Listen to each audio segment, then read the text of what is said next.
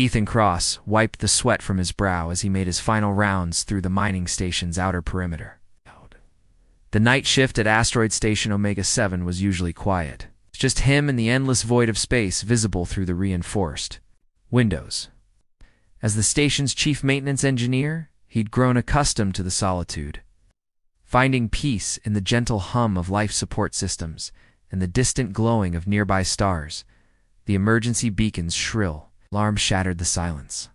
At exactly 0347 hours, Ethan's heart jumped as he rushed to the monitoring station, his weathered hands flying across the control panel. A small craft had crashed in Sector 12, barely registering on their sensors due to its size and the strange energy signature it emitted. "What the hell?" he muttered, pulling up the external cameras. The vessel was unlike anything in their database, its hull shimmering with an opalescent quality that seemed to shift colors in the station's floodlights. Steam rose from its damaged exterior, suggesting recent atmospheric entry. Protocol demanded he report the crash to headquarters immediately, but something held him back. The craft's design was clearly non-human, and Ethan knew what the corporation did with alien technology they couldn't understand. They studied it, weaponized it, and destroyed anything they deemed threatening. Grabbing his emergency kit and plasma cutter, Ethan suited up and ventured outside. The asteroid's low gravity made movement easy as he bounded toward the crash site. Up close, the ship was even more remarkable, its surface warm to the touch despite the frigid vacuum of space. Strange symbols glowed faintly along its hull, pulsing like a heartbeat. The ship's airlock had been partially torn away in the crash. Ethan carefully cut through the remaining debris, his helmet lights piercing the smoke-filled interior. Inside, bioluminescent panels provided an eerie blue-green glow, illuminating what appeared to be a small escape pod's cramped cockpit. That's when he saw her. She was curled in the pilot's seat, her body trembling with pain or fear. Her skin had a lustrous silver quality, like polished metal touched with starlight, and her hair fell in waves of deep indigo around her shoulders. She wore a form-fitting suit that seemed to be made of the same shimmering material as her ship, though it was torn and stained with what looked like luminescent blood. When she sensed his presence, her head lifted, revealing eyes of the most incredible violet Ethan had ever seen. They held intelligence, desperation, and something else that made his breath catch in his throat, a profound sadness that seemed to echo across the vastness of space itself. "Please," her voice resonated, not through his helmet's communication system, but directly in his mind, soft and musical, yet urgent with need. "Please help me, human. They hunt me for what I carry. I have nowhere left to run." Ethan's rational mind screamed warnings about contamination protocols and corporate regulations, but something deeper responded to her plea. He'd never experienced telepathic communication before, yet it felt natural, intimate even, as if she'd reached directly into his soul. "Who's hunting you?" he asked aloud, kneeling beside her seat. Images flooded his mind, dark creatures with eyes like burning coals, ships that moved through space like predators stalking prey, and laboratories filled with specimen tanks containing things that should never exist. He saw her people, beings of incredible beauty and grace, being systematically hunted and captured for purposes too terrible to fully comprehend. "My name is Naya," she continued, her mental voice growing weaker. "I am the last of the Astari, and I carry within me the genetic memory of my entire species. They want to use it, to corrupt it, to create weapons from our gift of communion with the cosmic forces." Ethan reached out instinctively, his gloved hand gently touching her arm. Even through the suit's thick material, he could feel warmth radiating from her skin. "You're safe now," he heard himself saying, though he had no idea how he could possibly keep that promise. "I won't let them take you." Naya's violet eyes widened at his words, hope flickering in their depths like distant stars coming to life. "You would risk everything for a stranger? For someone not even of your species?" Ethan looked into those extraordinary eyes and felt something shift inside him, a connection forming that transcended species and logic. "Yes," he said simply. "Yes, I would." The station's medical bay had never housed a patient quite like Naya. Ethan had managed to carry her injured form through the maintenance corridors, avoiding the main thoroughfares where security cameras might record their passage. Her ship's strange energy signature had somehow scrambled the station's sensors, buying them precious time before anyone noticed the crash. Naya's wounds were healing at a remarkable rate, her silver skin knitting itself back together with threads of light that pulsed beneath the surface. Ethan watched in fascination as she explained her physiology through their growing telepathic link. Her people's connection to cosmic energies, allowing them to regenerate damage that would cripple most species. "Your touch helps," she admitted, her mental voice softer now, tinged with something that made Ethan's pulse quicken. The Astari respond to emotional resonance. "Your compassion, your willingness to protect me, it strengthens my healing abilities."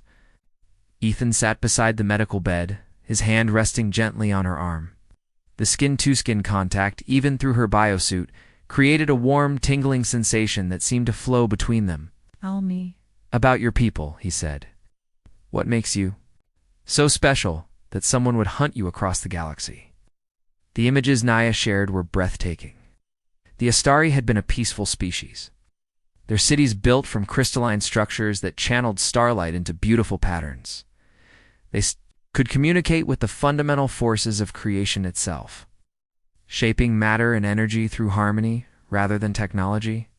Their genetic code contained not just biological information, but the accumulated knowledge and spiritual essence of countless generations. "We were living libraries," Naya explained, her violet eyes glistening with unshed tears.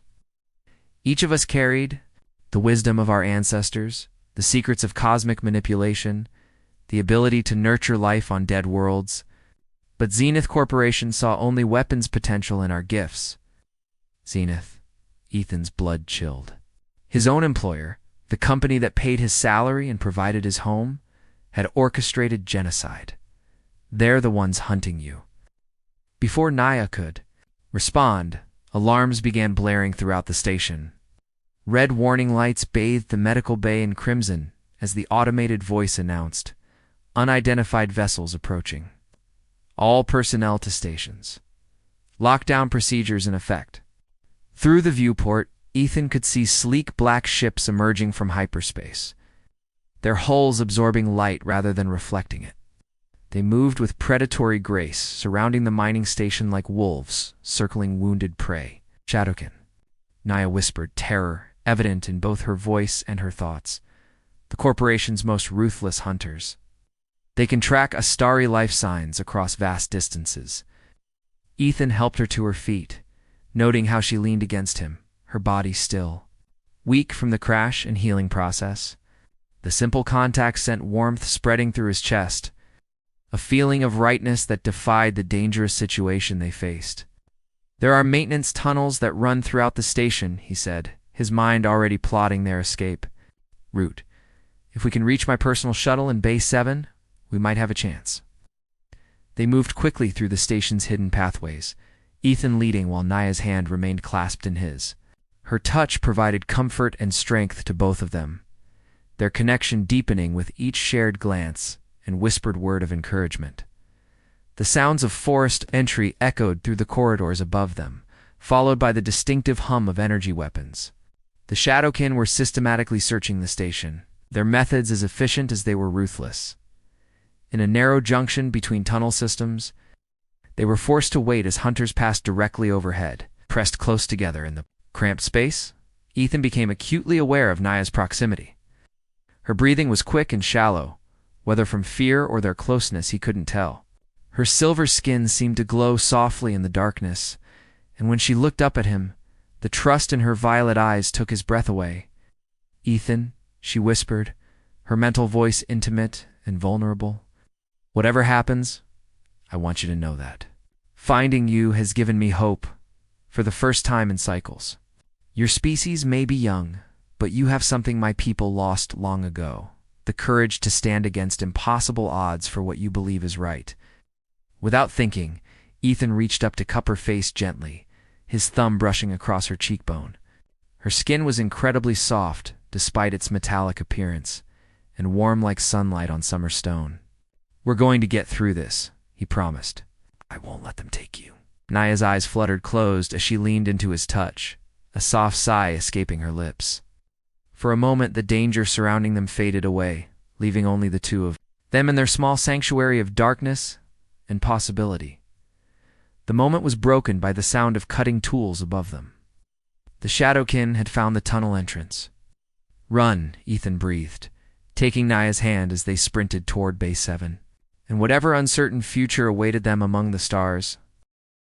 Captain Elena Torres was not the kind of woman who asked too many questions, especially when the price was right and the cargo looked like it could handle itself in a fight. Her modified freighter, the Stellar Wanderer, had seen better days, but she'd kept it running through sheer stubbornness and a talent for finding profitable ventures in the galaxy's shadier corners. When Ethan and Naya stumbled into her ship's cargo bay, desperate and clearly running from something dangerous, Torres made her decision quickly. The young engineer's credits were good.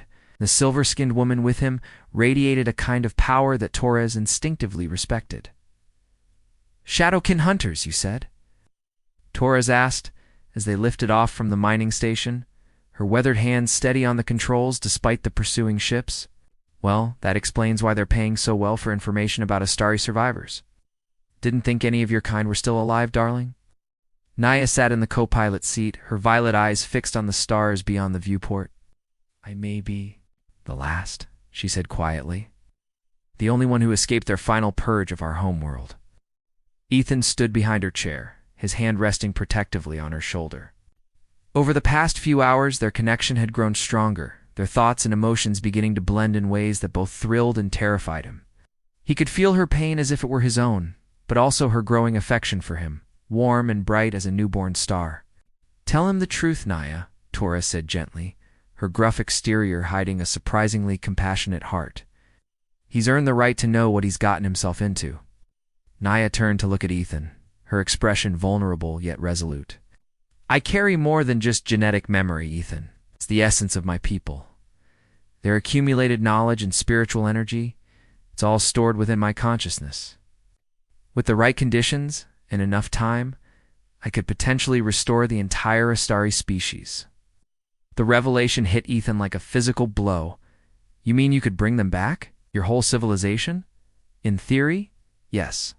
But the process would require enormous amounts of cosmic energy," and she hesitated, her cheeks darkening to a deeper silver, "and a willing partner whose life force could anchor the regeneration matrix. Someone I shared a deep emotional and physical bond with." The implications hung in the air between them. Torres cleared her throat diplomatically. "I'll be on the bridge," she announced. "You two have some things to discuss." Lone in the observation lounge, Ethan and Naya sat together on the curved bench facing the massive viewport. The stars streamed past in brilliant lines as the ship traveled through hyperspace, creating a tunnel of light that seemed to mirror the connection forming between them. "When you touch me," Naya said softly, "I can feel your life force resonating. With mine, it's stronger than anything I've ever experienced with another being. My people had a word for it, Gelthera, which roughly translates to soul bonding." Ethan took her hand, marveling at how perfectly their fingers intertwined. "Is that what's happening to us?" "I believe so. The Astari only experience such bonds rarely, usually once in a lifetime, and only with someone who complemented their spiritual essence perfectly." She leaned closer to him, her voice barely above a whisper. "Ethan, I need you to understand what this means. We pursue this connection, you'll be bound to me in ways that transcend physical existence. Your human lifespan would extend to match mine, potentially thousands of years, but you'd also be taking on the responsibility of helping me restore my people." Ethan studied her face, noting the hope and fear warring in her violet eyes. The logical part of his mind cataloged all the reasons this was impossible, insane, and potentially catastrophic. But a deeper part of him, the part that had compelled him to save her from the very beginning, already knew his answer. "What if I want that responsibility?" he asked. "What if spending eternity with you doesn't sound like a burden, but like the greatest gift imaginable?" Tears of liquid starlight began to flow down Naya's cheeks.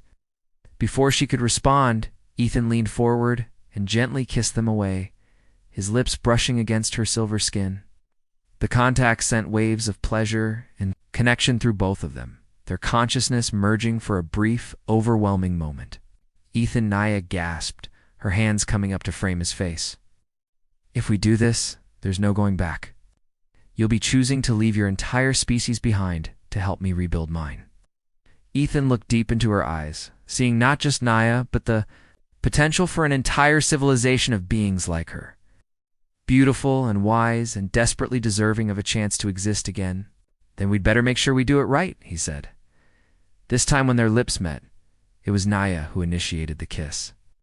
Pouring all of her gratitude, hope, and growing love into the contact, Ethan responded with equal passion, their bodies pressed. Together as starlight painted patterns across their entwined forms, in that moment, surrounded by the infinite cosmos, two souls from different worlds began the process of becoming one. The holographic display flickered to life in Director Marcus Kane's private office aboard Zenith Corporation's flagship research vessel, the Prometheus. The man who materialized in the blue light was tall and gaunt, his cybernetic implants glowing. Softly in the dim lighting was Agent Morse, Zenith's most effective hunter and Kane's personal enforcer. Report, Kane commanded, his fingers steepled as he studied the hologram. The mining station yielded nothing, Director. The Astari female and her human accomplice escaped before we could secure them. However, we did recover fragments of her. Vesselin were able to extract genetic samples from the crash site. Kane's eyes gleamed with predatory satisfaction. Excellent. And the samples confirm our theories about the Astari's capabilities? Beyond our wildest projections, sir? The genetic material contains not just biological information, but quantum-encoded data structures that interface directly with cosmic energy fields. If we can decode and replicate these patterns, Morse paused, his expression troubled. Speak freely, Agent. Sir, the implications are staggering. We're not talking about creating enhanced soldiers or improved terraforming capabilities. This genetic code could grant us the power to manipulate matter and energy on a fundamental level, to reshape reality itself according to our will. Kane stood and walked to the massive viewport that dominated one wall of his office. Beyond the reinforced glass, the Prometheus's research bays were visible, filled with specimen tanks and experimental chambers that held horrors from across the galaxy. 20 years ago, Kane began, his voice taking on an almost reverent tone. We discovered the Astari homeworld purely by accident, a routine survey mission that changed everything. Here was a species that had transcended the need for traditional technology, beings who could commune directly with the forces that govern the universe. Morse remained silent, having heard parts of this story before, but never the complete truth. They welcomed us initially, eager to share their knowledge and help us evolve beyond our crude mechanical understanding of physics. But their leader, an ancient being called the Prime Harmonist, sensed something in us that concerned him. He began to limit our access to their most sacred knowledge, claiming humanity wasn't spiritually mature enough to handle such power. Kane's reflection in the viewport revealed a face twisted by old bitterness and consuming ambition. So we took what we needed by force. The Astari's pacifistic nature made them easy targets once we understood their biology. We harvested thousands of them, studying their genetic structure, mapping their consciousness patterns, learning everything we could about their abilities. And now, only one remains, Morse observed. The most important one. Naya carries within her the complete genetic and spiritual legacy of her entire species, concentrated into a single being through their final desperate ritual. With her, we won't just gain access to Astari abilities, we'll be able to create an army of enhanced humans with godlike powers. Morse shifted uncomfortably. Director, our intelligence suggests she's formed a significant emotional bond with the human who freed her. If the old Astari texts are accurate about their bonding rituals, then we'll use that connection against them both, Kane interrupted. Love makes people predictable, Agent Morse. Vulnerable. Prepare our best tracking teams and notify all corporate stations to be alert for the pair. And Morse. Hey, sir. When you find them, I want them both taken alive. The human's neural patterns may prove useful in understanding how their bond functions. And the Astari female will be far more cooperative if her beloved's life hangs in the balance. 3 sectors away, aboard the Stellar Wanderer, Ethan woke from a deep sleep to find Naya standing at the viewport in their shared quarters. Starlight painted silver patterns across her naked back, and he could feel her distress through their strengthening bond. "What is it?" he asked softly, moving to stand behind her and wrapping his arms around her waist. "Dreams," she murmured, leaning back against his chest. "Memories from my people's final days. I can see Kane's face, Ethan. Was there when they first came to our world, a young Astari barely past my first century. He seemed so eager to learn, so fascinated by our ways." Ethan pressed a gentle kiss to her temple. "What changed?" "Power corrupts, even well-meaning individuals. The more he learned about our abilities, the more he wanted to possess them rather than earn them. When the Prime Harmonist tried to restrict his access to our most dangerous knowledge, Kane revealed his true nature." Naya turned in Ethan's arms, her violet eyes reflecting the pain of her memories. "He's the one who ordered the creation of the Shadowkin Hunters. He's the one who turned our gifts into weapons. And now he wants to use me to create an empire built on the bones of my people. He won't get the chance," Ethan said firmly, his hands cupping her face. "We'll find a way to stop him and restore your people at the same time. Is that a promise?" Naya asked, her lips curving into a small smile despite her tears. "That's a vow," Ethan replied, sealing it with a kiss that left them both breathless and more determined than ever to protect what they'd found together, unknown to them. Agent Morse's ships were already closing in on their location, guided by the quantum signature that all Astari unconsciously emitted when experiencing strong emotions. The Prometheus hung in space like a mechanical cancer, its massive hull bristling with weapons and experimental equipment. Inside its primary laboratory, Naya hung suspended in an energy containment field, her silver skin glowing with an inner light that pulsed in rhythm with her rapid heartbeat. Director Kane circled her like a predator examining its prey, his eyes reflecting the cold satisfaction of a hunter who had finally cornered his quarry. "Remarkable," he murmured, studying the readings from the various sensors trained on her. "Your people's final ritual was even more effective than we theorized. You don't just carry their genetic legacy, you've become a living repository of cosmic energy itself." Naya's violet eyes blazed with defiance despite her helpless position. "You understand nothing about what you're trying to steal, Kane. The Astari's power comes from harmony, from connection and love. It cannot be taken by force without being corrupted beyond recognition." Kane's laugh was sharp and humorless. "Love. Connection. Such quaint concepts.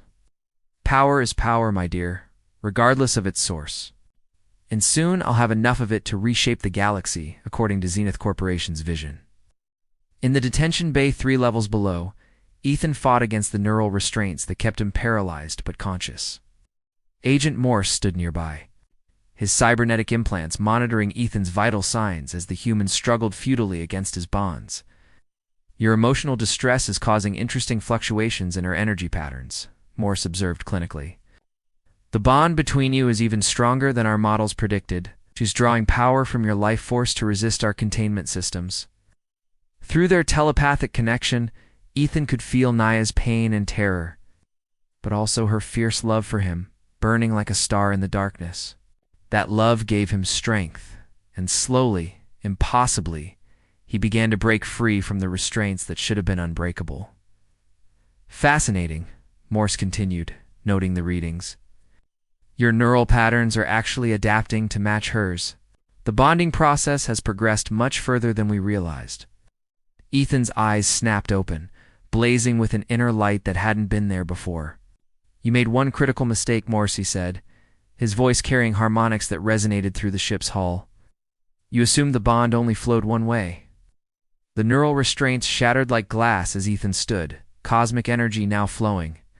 Through his human body and patterns, he instinctively understood. The Astari ability to manipulate matter and energy at the quantum level had been awakened by his love for Naya, transforming him into something new, something that transcended the boundaries between species. Morse reached for his weapon, but Ethan's newfound abilities allowed him to move faster than the cyborg could track.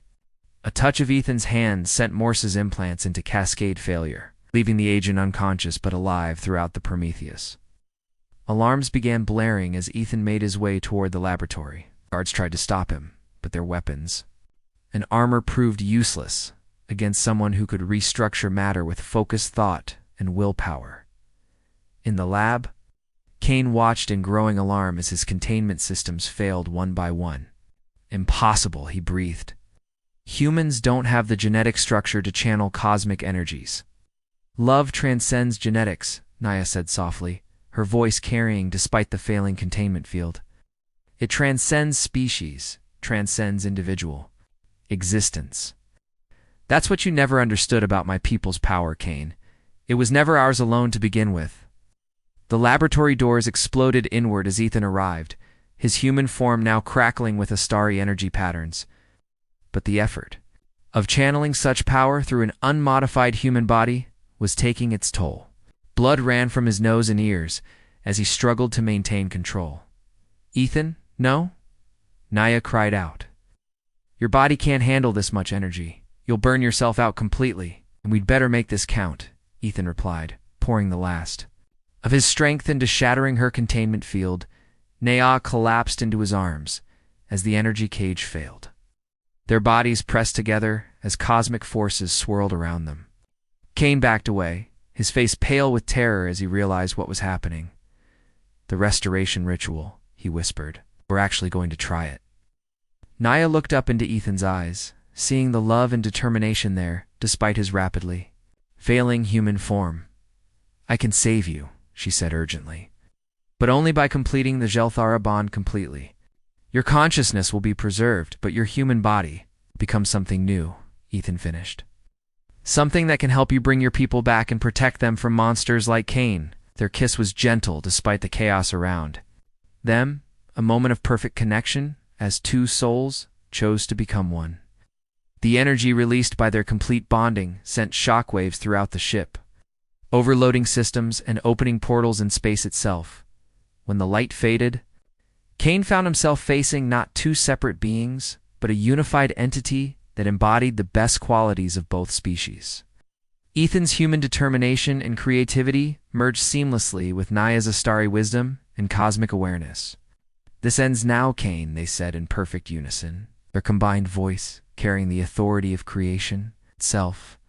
The director's empire began to crumble around him as his victims' children, the new Astari born from love rather than experimentation, began to manifest throughout the galaxy. The mining station where it all began became the first of many worlds where human and Astari worked together to build something beautiful and lasting. And in the space where the Prometheus had been, two lovers danced among newborn stars. Their eternal bond, a testament to the power of connection across any distance, any difference, any obstacle that the universe could devise.